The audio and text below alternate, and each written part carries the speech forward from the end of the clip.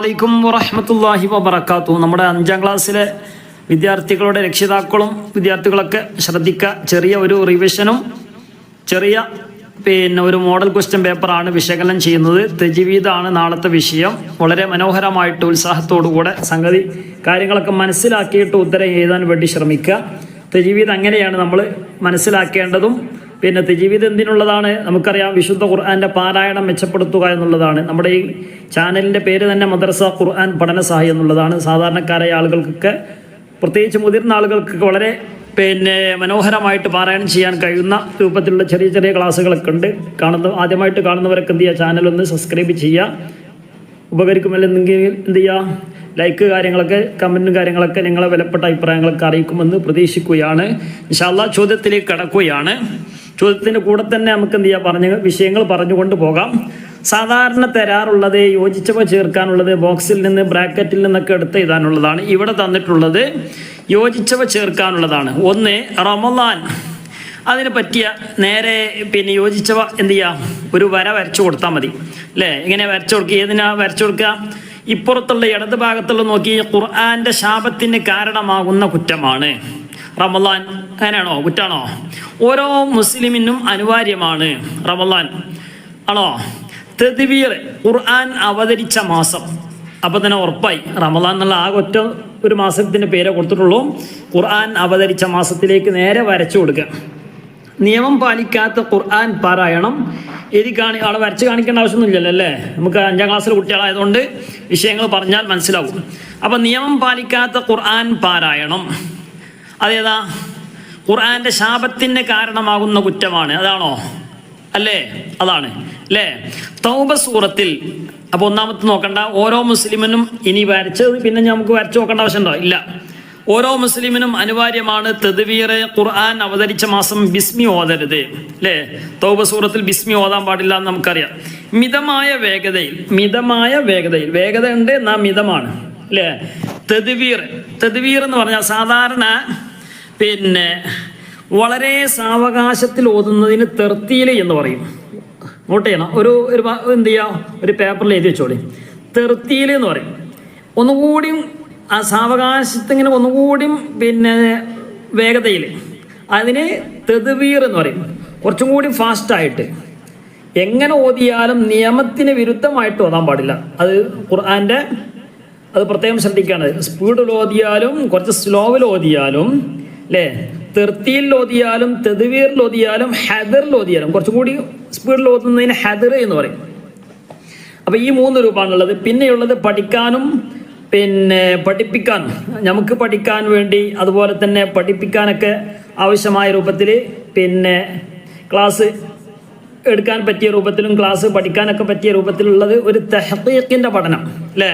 തഹ്ഖീഖ് ഉണ്ട്. പഠിക്കുക എന്ന ഉദ്ദേശത്തിന് വേണ്ടി ഒന്നുകൂടി വളരെ സ്ലോ ആയിട്ട് 3 രൂപത്തിലാണുള്ളത്. തെർത്തീൽ, തദ്ബീർ, ഹദർ. എന്തിനാ പറയുന്നത് ചോദിച്ചാൽ ശേഷം വരുന്ന ചോദ്യങ്ങൾക്കൊക്കെ നമുക്ക് എന്ത് ചെയ്യാം, ഏത് വന്നാലും ഉത്തരം എഴുതാൻ കിട്ടണം. അപ്പോൾ തെർത്തീൽ, തദ്ബീർ, ഹദർ, ഇതാണ് 3 രൂപം. പിന്നെയുള്ളത് പഠിപ്പിക്കുക എന്ന ആവശ്യത്തിന് വേണ്ടി തഹ്ഖീഖ്, വളരെ സ്ലോവ്, അക്ഷരങ്ങളൊക്കെ എടുത്തിങ്ങനെ വ്യക്തമായിട്ട് ഓതുന്ന രൂപത്തിൽ, അതിന് തഹ്ഖീഖ് എന്നാണ് പറയുക. അപ്പോൾ ആ മൂന്നും പിന്നെ ഒന്നും, അത് തഹ്ഖീഖ് അല്ലേ? സാധാരണ ഓതേണ്ടത് തെർത്തീൽ, തദ്ബീർ, ഹദർ. അതുകൊണ്ടുള്ള മെച്ചെന്താ? തെർത്തീൽ ഓതിയാൽ സാവകാശം തെറ്റാതെ തെറ്റാറിഞ്ഞാൽ ഒരു രൂപത്തിൽ 3 രൂപത്തിൽ ഓതിയാലും തെറ്റാൻ പാടില്ല. എന്നാൽ പോലും തെർത്തീൽ ഓതുമ്പോൾ എന്ത് ചെയ്യുക, വളരെ സാവകാശത്തിൽ തെറ്റാതെ എന്ത് ചെയ്യുക, നമുക്ക് നോക്കിയിട്ട് ഓതാം. ഹദറിൽ ഓതിയാൽ അല്ലേ, ഫുൾ ഫാസ്റ്റിൽ ഓതിയാണ്. ഫാസ്റ്റ് എന്ന് പറഞ്ഞാൽ നിയമങ്ങൾ പാലിച്ചുകൊണ്ട് തന്നെ കുറച്ചുകൂടി സ്പീഡായിട്ട് ഓത്, അതിനെ ഹദർ എന്ന് പറയാം അല്ലേ? തെർത്തീൽ, തദ്ബീർ, ഹദർ. അപ്പോൾ ഹദറിൽ ഓതുകയാണെങ്കിൽ മെച്ചെന്താ, കുറേ പേജുകൾ ഓതാം, ഒരുപാട് ഓതാം. അപ്പോൾ എന്ത് ചെയ്യാം, കുറേ ഭാഗങ്ങൾ എന്ത് ചെയ്യാം, നമുക്ക് കവർ ചെയ്ത് കൊണ്ട് പോകാം. ഏതായാലും വേണ്ടില്ല, ഏത് രൂപത്തിൽ ഓതിയാലും നമ്മൾ ഓതേണ്ടത് തെർത്തീൽ ഓതുക അല്ലേ? നമ്മളൊക്കെ പഠിക്കുന്നവരാണ്. അപ്പം എന്ത് ചെയ്യുക, തെർത്തീൽ ഓതുക അല്ലെങ്കിൽ തഹ്ഖീഖിൽ ഓതാം. അപ്പം ഇവിടെ മിതമായ വേഗതയിൽ പാരായണം ചെയ്യേണ്ടത് തദ്ബീറിലാണ്. അപ്പം ഞാനിപ്പോൾ ഈ പറഞ്ഞ വിഷയങ്ങൾ ഓർമ്മയിലുണ്ടായി വരുന്ന ചോദ്യങ്ങൾക്ക് ഉത്തരം എഴുതാൻ കഴിയും. ഖുർആൻ പഠിക്കലും പാരായണം ചെയ്യലും ഓരോ മുസ്ലിമിനും അനിവാര്യമാണ്. ലാസ്റ്റ് എഴുതാൻ ബാക്കിയുള്ളത് അതാണ്. അപ്പോൾ റമളാൻ ഖുർആൻ അവതരിച്ച മാസം, നിയമം പാലിക്കാത്ത ഖുർആൻ പാരായണം ഖുർആന്റെ ശാപത്തിന് കാരണമാകുന്ന കുറ്റമാണ്. ഇതൊക്കെ നമുക്ക് നോക്കിയാൽ കിട്ടും. തൗബ സൂറത്തിൽ ബിസ്മി ഓതരുത്. തൗബ സൂറത്തിൽ ഇടയിൽ ബിസ്മി ഓതല് കറാഹത്തുമാണ്, അത് മനസ്സിലാക്കുക. മിതമായ വേഗതയിൽ പാരായണം, തദ്ബീർ അല്ലെ. വളരെ സ്ലോവിൽ ഓതുന്നതിന് ഞങ്ങനെ ചോദിച്ചാൽ അതിന് തെർത്തീൽ എന്ന് പറയും അല്ലേ. പിന്നെ ഫാസ്റ്റിൽ ഓതുന്നതിന് ഹദർ എന്ന് പറയും. പഠിപ്പിക്കുക എന്ന ഉദ്ദേശത്തിലാണെങ്കിൽ അതിന് തഹ്ഖീഖ് എന്ന് പറയും. അപ്പോൾ 4 രൂപ ഉണ്ട്, അത് മനസ്സിലാക്കുക. ഇനി മക്കിയ അല്ലേ. മക്കിയ എന്നാൽ എന്താ മക്കിയ എന്ന് പറഞ്ഞാൽ നമുക്കറിയാം. മക്കിയ, മദനിയ എന്നൊക്കെ പറഞ്ഞാൽ നമുക്കറിയാം. മക്കിയ എന്ന് പറഞ്ഞാൽ നബി സല്ലല്ലാഹു അലൈഹി വസല്ലം തങ്ങൾ മദീനയിൽ മക്കയിൽ നിന്ന് മദീനയിലേക്ക് പോകുന്നതിന് മുമ്പ് ഇറങ്ങിയ സൂറത്തുകൾക്ക് മക്കിയ എന്ന് പറയും. അഥവാ മക്കയിൽ നിന്ന് മദീനയിലേക്ക് പോയ ശേഷം, അത് 53-ാമത്തെ വയസ്സിലാണ്. അപ്പോൾ 40 മുതൽ 53 വയസ്സ് വരെ നബി തങ്ങൾ മക്കയിലായിരുന്നു അല്ല. ഫുള്ള് നബി ആയത് എത്രാമത്തെ വയസ്സിലാണ്? 40 അല്ലെ. 40 മുതൽ 53 വയസ്സ് വരെ മക്കയിലായിരുന്നു. ഈ 13 വർഷ കാലഘട്ടത്തിൽ ഇറങ്ങിയ സൂറത്തുകൾക്ക് മക്കിയ എന്ന് പറയും. അതിനുശേഷം 53 മുതൽ 63 വയസ്സ്, 63-ാം വയസ്സിലാണല്ലോ നബി തങ്ങൾ വഫാത്തായത്. അപ്പോൾ ഈ 10 കൊല്ലത്തിൻ്റെ ഇടയിൽ ഇറങ്ങിയ സൂറത്തുകൾക്ക് എന്ത് ചെയ്യുക? അപ്പോൾ ഹിജറ പോയതിന് ശേഷം ഇറങ്ങിയ സൂറത്തുകൾക്ക് മദനിയ എന്നും പറയും. ഒക്കെ എന്ത് ചെയ്യുക? പാഠത്തിൽ നോക്കിയിട്ട് ശരിക്ക് എഴുതാം. വിഷയങ്ങൾ മനസ്സിലായല്ലോ. ഉത്തരം കിട്ടാത്ത നമ്മൾ അതേ രൂപത്തിൽ തന്നെ എഴുതണമെന്നില്ല. ഉത്തരം നമുക്ക് പാഠത്തിലുള്ള അതേ ഉത്തരം അറിയുമെങ്കിൽ അതുപോലെ തന്നെ എഴുതി കൊടുക്കുക. അതല്ലെങ്കിൽ മനസ്സിലാക്കിയിട്ട് ഉത്തരം എഴുതാം. ഉത്തരം ശരിയാവണം. വേഗത പരിഗണിക്കുമ്പോൾ ഖുർആൻ പാരായണം എത്ര ഇനങ്ങളുണ്ട് അല്ലേ? 3 ഇനങ്ങളാണുള്ളത്. തെർത്തീല്, തദ്ബീർ, ഹദർ. വേഗതൻ്റെ അടിസ്ഥാനത്തിൽ നോക്കുകയാണെങ്കിൽ പിന്നെയുള്ളത് തഹ്ഖീഖാണ്. അത് വേറെയാണ്. ഞാൻ പറഞ്ഞു 3 രൂപത്തിലാണ്: തെർത്തീല്, തദ്ബീർ, ഹദർ. പ്രത്യേകം ശ്രദ്ധിക്കുക. നബി സല്ലല്ലാഹു അലൈഹി വസല്ലം തങ്ങളുടെ ഏറ്റവും വലിയ മുഅ്ജിസത്ത് അതാണ്, അത് പരിശുദ്ധ ഖുർആനാണ്. ഖുർആൻ പഠിക്കാനും പഠിപ്പിക്കാനും തെർത്തീലിനേക്കാൾ ഏറ്റവും അനുയോജ്യമായ പാരായണ രീതി ഏതാണ്? നമ്മൾ പറഞ്ഞു. ഏതാണ്? ഓർമ്മയിലുണ്ടാകണം. തഹ്ഖീഖ്. ഈ 4ഉം എഴുതി വെക്കണം എന്ന് ഞാൻ പറഞ്ഞിരുന്നു. എഴുതി വെച്ചുകൊണ്ടുള്ള ഗുണം എന്താ? നമ്മൾ എഴുതിയത് എന്ത് ചെയ്യും? നാളെ പരീക്ഷക്കൊക്കെ എന്ത് ചെയ്യും? എപ്പോഴും നമ്മളൊരു സംഗതി എഴുതി വെച്ചാൽ അത് എപ്പോഴും ഓർമ്മ ഉണ്ടാവും. അതിനാണ് എഴുതി വെക്കണം എന്നാണ്. ഖുർആൻ പാരായണത്തിൽ നിയമം പാലിക്കുന്നതിൻ്റെ വിധി എന്ത്? ഫർള് ഐനാണ്. ഫർള് ഐനാണ് കേട്ടോ. ഓരോരുത്തരാണല്ലോ ഖുർആൻ ഓതുന്നത്. അപ്പോൾ ഓരോരുത്തരെ സംബന്ധിച്ച് ഖുർആൻ ഓതുമ്പം അത് ഫർള് ഐനാണ്. അതിൻ്റെ നിയമങ്ങൾ പാലിക്കുക എന്നുള്ളത്. നിയമം ഒരിക്കലും തന്നെ തെറ്റിക്കാൻ പാടില്ല, അത് നിർബന്ധമാണ്. അത് നമ്മൾ തെറ്റിച്ചുകൊണ്ട് ഓതുകയാണെങ്കിൽ, മനഃപൂർവ്വമാണെങ്കിൽ അത് വലിയ കുറ്റമാണ്. അപ്പോൾ അത് നമ്മൾ പ്രത്യേകം ശ്രദ്ധിക്കുക. ഇനി 2 വീതം എഴുതാം. ഖുർആൻ ഓതുന്നവൻ പാലിക്കേണ്ട മര്യാദകൾ. ഖുർആൻ ഓതുന്നവൻ എന്താ പാലിക്കേണ്ടത്? വുളു ചെയ്യുക, തലമറക്കുക, അഊദു ബിസ്മി കൊണ്ട് തുടങ്ങുക അല്ലേ. ഇങ്ങനെയുള്ള കാര്യങ്ങളൊക്കെ നമ്മൾ എന്ത് ചെയ്യുക? പഠിച്ചിട്ടുണ്ട്. അതൊക്കെ എഴുതി കൊടുക്കുക. അതിൽ 2ാമത്തെ ഖുർആൻ കേൾക്കുന്നവർ പാലിക്കേണ്ട മര്യാദകൾ അല്ലേ. കേൾക്കുന്നവർ എന്ത് ചെയ്യണം? ശ്രദ്ധയോടെ കേൾക്കുക, കഴിയുമെങ്കിൽ വുളു എടുക്കുക, വിനയത്തോടെ ഇരിക്കുക. ഇങ്ങനെ തുടങ്ങിയ കാര്യങ്ങളൊക്കെ എന്ത് ചെയ്യുക? എഴുതി കൊടുക്കുക. ഇനി 4ാമത്തെ ഒരു വിഭാഗം ചോദ്യമാണ്, വ്യക്തമാക്കുക. മുസ്ഹഫ് എന്ന് പറഞ്ഞാൽ എന്താണ്? മുസ്ഹഫ് എന്ന് പറഞ്ഞാൽ ഖുർആൻ എന്ന് ഇരിച്ചാൽ പോരാ. എന്താണ് മുസ്ഹഫ് എന്ന് പറഞ്ഞാൽ? വിവിധ ഘട്ടങ്ങളിലായി അവതരിപ്പിക്കപ്പെട്ട ആയത്തുകൾ ഒരു ഗ്രന്ഥമായി ക്രോഡീകരിക്കപ്പെട്ടതാണ് മുസ്ഹഫ് അല്ലേ. നമ്മൾ പഠിച്ചിട്ടുണ്ട്. വിവിധ ഘട്ടങ്ങളിലായി അവതരിപ്പിക്കപ്പെട്ട ആയത്തുകൾ എന്ത് ചെയ്തു? ഒരു ഗ്രന്ഥരൂപമായി ക്രോഡീകരിച്ചു. അതിനാണ് എന്തെന്ന് പറയാം? മുസ്ഹഫ് എന്ന് പറയാം. ഇൽമു തജ്വീദ്. ഇൽമു തജ്വീദ് എന്ന് പറഞ്ഞാൽ എന്താണ്? ഖുർആൻ പാരായണ നിയമങ്ങൾ ചർച്ച ചെയ്യുന്ന വിജ്ഞാന ശാഖയാണ് ഇൽമു തജ്വീദ് അല്ലേ. തജ്വീദിന്റെ ഇൽമ അല്ലേ. അതെന്താണ്? ഖുർആൻ തജ്വീദ് എന്ന് പറഞ്ഞാൽ തന്നെ എന്താണ്?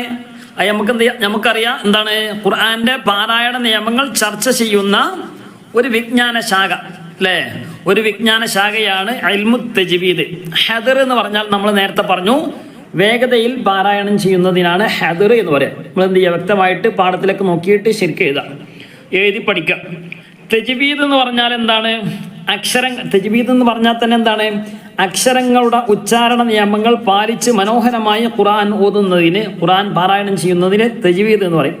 അക്ഷരങ്ങളുടെ ഉച്ചാരണ നിയമങ്ങൾ, അക്ഷരങ്ങളുടെ ഓരോ അക്ഷരത്തിനും തന്നെ അതിൻ്റെതായ ഉച്ചാരണ നിയമങ്ങളുണ്ട്. ആ നിയമങ്ങളൊക്കെ പാലിച്ചുകൊണ്ട് മനോഹരമായി ഖുർആൻ ഓതുന്നതിനെ തജ്വീദ് എന്ന് പറയും. മനസ്സിലായില്ലേ? ഇനി അഞ്ചാമത്തെ പൂർത്തിയാക്കാനുള്ളതാണ്. സജദയുടെ ആയത്തുകൾ ഓതിയാൽ എന്താ ചെയ്യേണ്ടത്? തിലാവത്തിൻ്റെ സുജൂദ് ചെയ്യണം. ഖുർആനിന് ഡാഷ് എന്നും പേരുണ്ട്. ഖുർആന്റെ മറ്റൊരു പേരെന്താ? ഫുർഖാനുൽ അലീം. ഈ ഫുർഖാനുൽ അലീമിന്റെ മറ്റൊരു പേരെന്താ? ഖുർആൻ എഴുതി സമയം അള്ളാഹുവിന്റെ കലാമായ വിശുദ്ധ ഗ്രന്ഥമാണ് ഡാഷ്. ഏതാണത്? അള്ളാഹുവിന്റെ കലാമാണ് വിശുദ്ധ ഖുർആൻ അല്ലേ? അത് എഴുതി കൊടുക്കുക. അള്ളാഹുവിന്റെ സംസാരമാണ് വിശുദ്ധ ഖുർആൻ. അപ്പം എന്ത് ചെയ്യുക? ഖുർആൻ എന്ന് എഴുതി കൊടുക്കുക. ഇനി നാലാമത്തെ മക്കയിലെ ഡാഷ് വിശുദ്ധ ഖുർആൻ അവതരണത്തിന്റെ തുടക്കം. മക്കയിലെ എവിടെയാണ്? ഹിറാ ഗുഹയിൽ അല്ലേ? വിശുദ്ധ ഖുർആന്റെ അവതരണത്തിന്റെ തുടക്കം.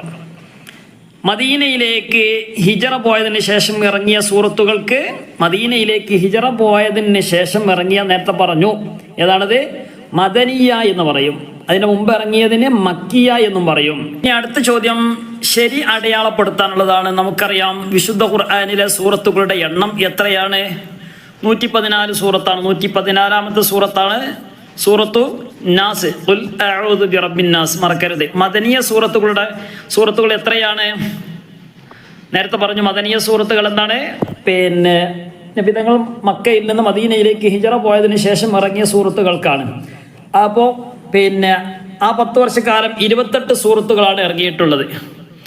86 എന്നുള്ള എന്താണ്? അതിനു മുമ്പ് ഇറങ്ങിയ സൂറത്തുകളാണ് അല്ലേ? മക്കിയ സൂറത്തുകൾ 86, മദനിയ സൂറത്തുകൾ 28. ടോട്ടൽ എന്തെയാണ്? 114. ഖുർആനിലെ മക്കിയ സൂറത്തുകൾ എത്രയാണ്? അതാ 86. ഖുർആനിലെ ജുസുകളുടെ എണ്ണം എത്രയാണ്? 30 ജുസ് ഖുർആൻ എന്നാണ് അല്ലേ? അപ്പോൾ നമ്മൾ പറയാം 30 ആണ്. ഇനി അടുത്തെന്ത് ചെയ്യുക? പൂർത്തിയാക്കിയിട്ട് അർത്ഥം എഴുതാനുള്ളതാണ്. ഖിറാഅത്തുൽ ഖുർആനി സുന്നത്തും മുത്തബഅത്തുൻ യഖുദുഹൽ ആഖിർ. അത് ചെയ്യുക, നോക്കിയിട്ട് എഴുതുക. ഇങ്ങനെ എന്ത് ചെയ്യുക? ഏത് വന്നാലും നമുക്ക് എഴുതാൻ കിട്ടണം. അപ്പോൾ പ്രത്യേകം ഈ എണ്ണങ്ങളൊക്കെ എഴുതിയെടുക്കുക. അതുപോലെ നേരത്തെ പറഞ്ഞതുപോലെ തെർത്തീൽ, തദ്വീർ, ഹദർ, പിന്നെ അതിൻ്റെ പുറമേ ഉള്ളത് തഹ്ഖീഖ്. അതൊക്കെ എന്ത് ചെയ്യുക? പ്രത്യേകം ഓർമ്മയിലുണ്ടാകുക. മറ്റു കാര്യങ്ങളൊക്കെ എന്ത് ചെയ്യുക? പുസ്തകം നന്നായിട്ട് വായിക്കണം. പുസ്തകം എന്ത് ചെയ്യുക? തുടക്കം മുതൽ അവസാനം വരെ നമുക്ക് എടുത്ത പാഠം വരെ എന്ത് ചെയ്യണം? കൃത്യമായിട്ട് വായിച്ചിട്ട് പോകണം. തദ്രീബാത്ത് മാത്രം പഠിച്ചതുകൊണ്ട് കാര്യമില്ല ഇൻഷാ അല്ലാഹ്. അപ്പോൾ ആ കാര്യം എല്ലാവരും ശ്രദ്ധിക്കുമെന്ന് പ്രതീക്ഷിക്കുന്നു.